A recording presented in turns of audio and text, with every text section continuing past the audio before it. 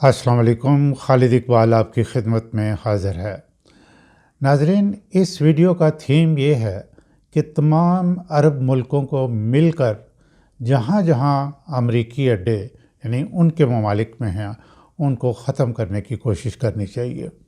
इससे ताकत का खला तो पैदा होगा, लेकिन उसको पुर करने के लिए पाकिस्तान, ईरान, भारत, चीन और रूस बहुत अहम किरदार अदा कर सकते हैं। इससे इसराइल का ग्रेटर इसराइल प्लान जो है वो खाक में मिल जाएगा और ख़ित्ते में अमन कायम हो जाएगा। पाकिस्तान और चीन मिलकर ईरान और सऊदी अरब के दरमियान इख्तलाफात को ख़त्म करवा सकते हैं।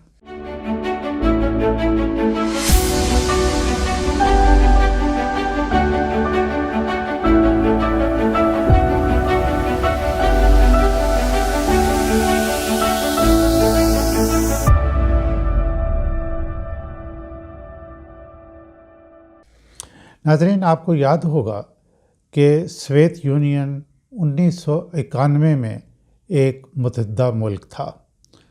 26 दिसंबर 1991 को इसका शराज़ा बिखर गया और 15 नए मुल्क बन गए।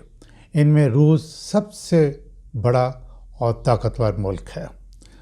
सोवियत यूनियन की मौजूदगी में अमेरिका अकेली सुपर पावर नहीं था, बल्कि दो सुपर पावर्स थी, सोवियत यूनियन और अमेरिका। अमेरिका इस खित्ते में मौजूद रहना चाहता था। इसकी दो बड़ी वजूहात हैं। पहला, वो सोवियत यूनियन को ये बताना चाहता था कि वो दुनिया की सुपर पावर है और उसके फ़ौजी अड्डे जो हैं यानी अमेरिका के फ़ौजी अड्डे सोवियत यूनियन के आसपास मौजूद हैं।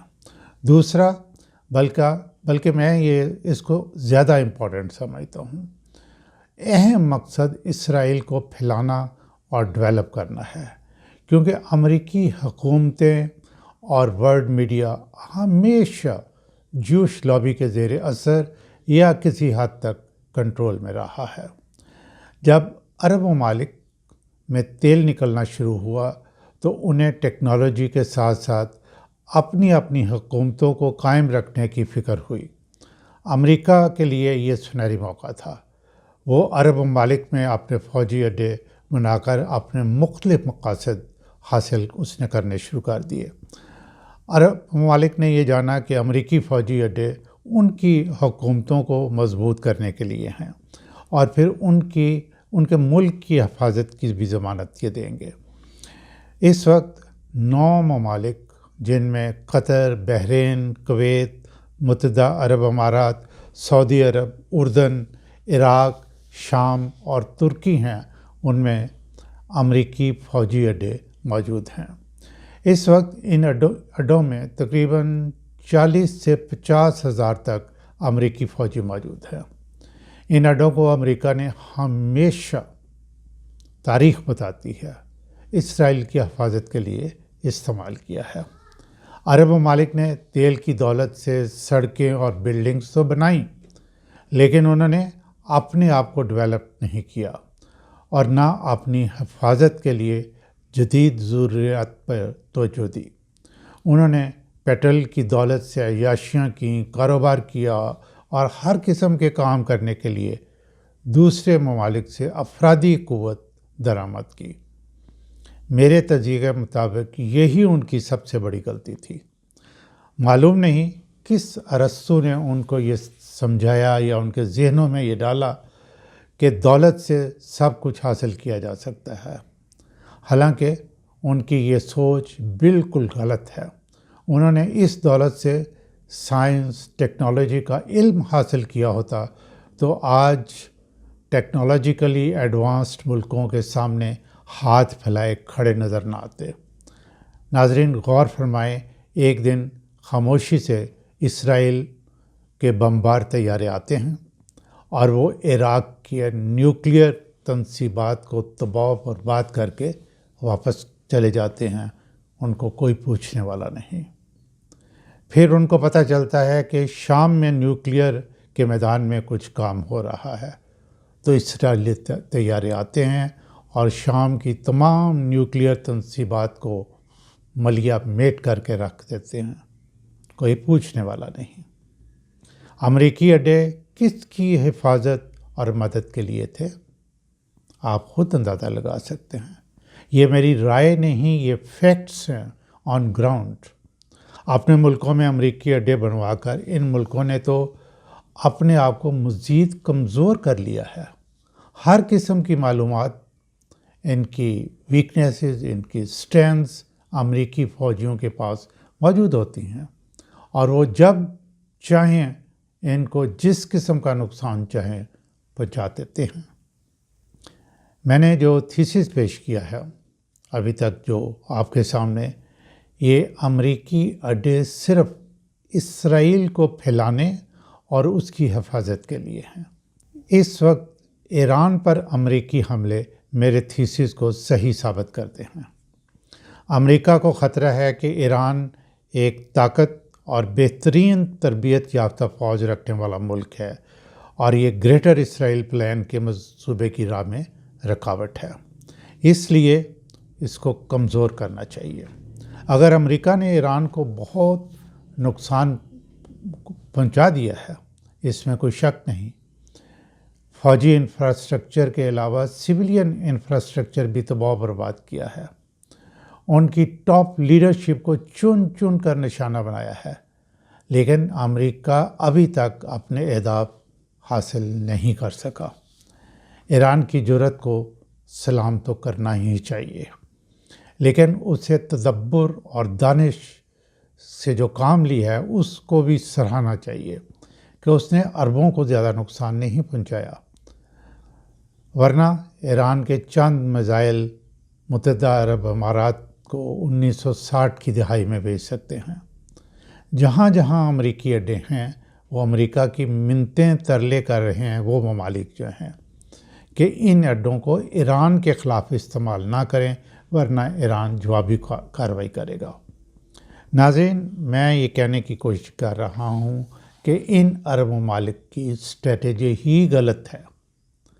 امریکہ جب چاہتا ہے اس کا صدر ان ملکوں کا دورہ کرتا ہے اور انویسٹمنٹ کے نام پہ ٹریلینز آف ڈالر لے کے وہ اپنے ملک چلا جاتا ہے، اور یہ کیا کرتے ہیں، ریڈ کارپٹ بچھا کر جھک کر اسے ڈالروں سے لاد دیتے ہیں۔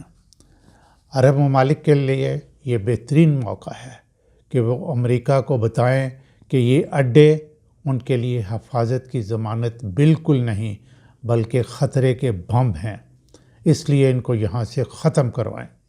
بہترین موقع ہے، میں نے اس لیے کہا کیونکہ پورا یورپ امریکہ کے خلاف ہے، یہاں تک کہ نیٹو کے ممالک جو ہیں وہ بھی ایران پر جنگ جو اس وقت مسلط کی گئی ہے اس کو کوئی اس کا ریزن جو نا وہ کوئی لاجیکل ریزن نہیں ہے، یعنی کہ یہ بلا سبب ہے۔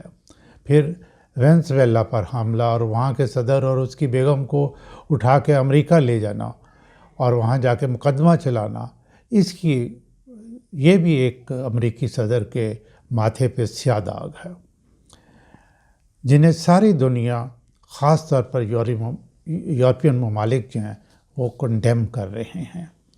آپ کو یاد ہوگا کہ غزہ میں اسرائیلی حملوں میں بچوں، بوڑھوں اور عورتوں پہ بے پناہ مظالم، دوسرے ممالک سے بھیجی گئی خوراک اور دوائیوں کو روکنے کی کارروائیوں پہ یورپی ممالک جو ہیں انہوں نے بہت شور مچایا اور بہت کنڈیم کیا۔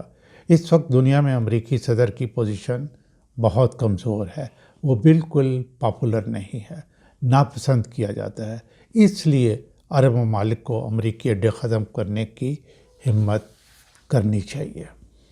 اس سے اسرائیل بھی ٹھنڈا ہو کے بیٹھ جائے گا۔ اگلا اہم سوال یہ ہے کہ اگر امریکہ یہاں سے نکلتا ہے تو طاقت کا خلا پیدا ہو جائے گا اور عرب ممالک خود کو غیر محفوظ محسوس کریں گے۔ ایسی صورتحال میں ایران، پاکستان، بھارت، چین اور روس اہم ہو جائیں گے۔ پاکستان سب سے زیادہ فائدہ اٹھا سکتا ہے، وہ ہے मिलिट्री की ट्रेनिंग, फ़ौजियों की ट्रेनिंग।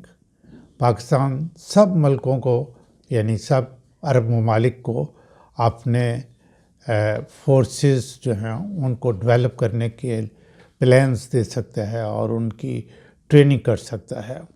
और ख़ास तौर पे पाकिस्तान के पास सलाहियत है कि तीनों शोबों में एयर फोर्स, नेवी और ज़मीनी जो अफवाज हैं उनमें पाकिस्तान बेहतरीन ट्रेनिंग उनको दे सकता है। चीन जो है वो डेवलपमेंट के कामों में सबसे बेहतर है। रूस, चीन असला वगैरह बेचने और बनाने में अगर अरब ममालिक में अपने फैक्ट्रियां तक लगानी शुरू कर दें तो ये अरबों के लिए बहुत अच्छा हो जाएगा। एक और बहुत नाज़रीन अहम तरीन बात मैं आपको बताने लगा हूँ, वो ये है कि अरब ममालिक के लोगों को ख़ुद से काम करने की आदत नहीं है। जितनी देर तक ये ख़ुद काम करने की आदत नहीं डालेंगे ये गैर महफूज रहेंगे। पाकिस्तान और चीन मिलकर ईरान और सऊदी अरब के इख्तलाफात ख़त्म करवा सकता है। अकेला पाकिस्तान यकीनन नहीं करवा सकता, ये समझना चाहिए। इसकी बहुत सी वजूहात हैं, लेकिन पाकिस्तान और चीन ये दोनों मिल के सऊदी अरब और ईरान के दरमियान जो इख्तलाफात हैं उनको यकीनन ख़त्म करवा सकता है। भारत के साथ आपको मालूम है कि ये अरब ममालिक के बड़े अच्छे ताल्लुकात हैं। ये ट्रेडिंग वगैरह में भारत इनकी काफ़ी मदद कर सकता है, वो भी फ़ायदा उठा सकता है। इस सिनेरियो में इसराइल का, ग्रेटर इसराइल का जो ख्वाब है, वो ख्वाब तो नहीं कहना चाहिए, बाकायदा मंसूबा है जिस पे अमल हो रहा है, वो खाक में मिल जाएगा। और अमेरिका भी इसराइल की हर फरमाइश पूरी करने की पोजीशन में नहीं रहेगा। अब तो ये है कि अमेरिका जो है वो इसराइल की फरमाइशें कर कर के अब तंग आ चुका है, उसकी फरमाइशें पूरी कर कर के। इसके असरात, बहुत इम्पॉर्टेंट बात, इसके असरात मोदी की सोचों पे भी होंगे। मोदी नेतन्याहू को दोस्त कहता है और वो दोस्ती की वजह क्या बताता है कि नेतन्याहू ग्रेटर इसराइल बनाना चाहता है और मैं अखंड भारत बनाना चाहता हूँ। मोदी ने अपनी एक तकरीर में कहा कि अखंड भारत में पाकिस्तान, नेपाल, बांग्लादेश और श्रीलंका वगैरह शामिल होंगे। ग्रेटर इसराइल का मंसूबा खाक में मिलता है तो अखंड भारत भी ख्वाब बन जाएगा। अगर खुदा न ख्वास्ता मौजूदा जंग में ईरान को शिकस्त हुई तो यही अमेरिका भारत के साथ मिलकर पाकिस्तान पर हमला आवर होगा, खाकम बदहन। अरबों के कान में ये बात डालनी चाहिए कि अमरीकी अड्डे ख़त्म करने का रास्ता अमन की तरफ जाता है, वरना अमेरिका और इसराइल रोज़ ये खेल खेलते रहेंगे। अरब ममालिक को तबाह करते रहेंगे, उनको असला बेचते रहेंगे, उनका पेट्रोल इस्तेमाल करते रहेंगे और जो डॉलर हैं पेट्रोल से बनते हुए या यूरो हैं वो अमेरिका लेके मौज करता रहेगा। आपकी इस थीसिस के बारे में क्या राय है, ये आप कमेंट सेक्शन में ज़रूर बताएं।